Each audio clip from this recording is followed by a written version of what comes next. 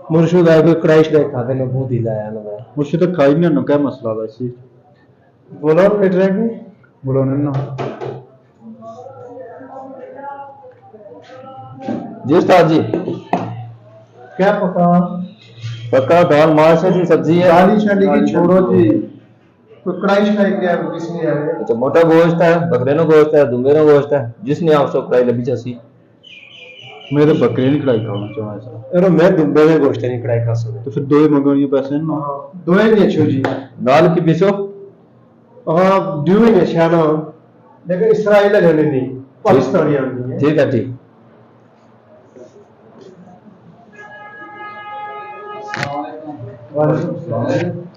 ठीक हो अल्लाह का शुक्र ठीक हो बस ये दिला से खाई ना अस्सलाम वालेकुम कि देसो अल्लाह ने नवी मुसीबत बड़ी भूख लगी नहीं नवी मुसीबत मथा ले ये जी अटे कटे इतने मंगने जुले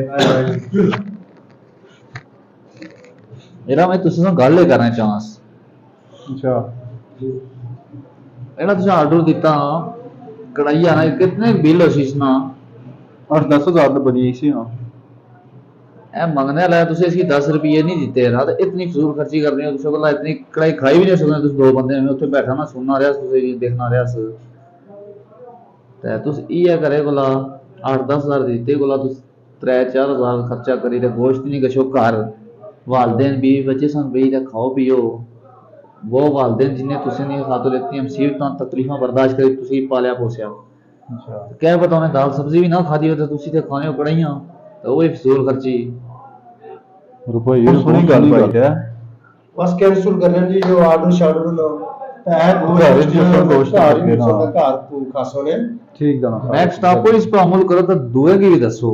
क्या है वो सही गल सही अच्छी गल है। बहुत सोहनी गल भाई अच्छी तरह मैसेज समझते इस तरह करते ठीक है। चलो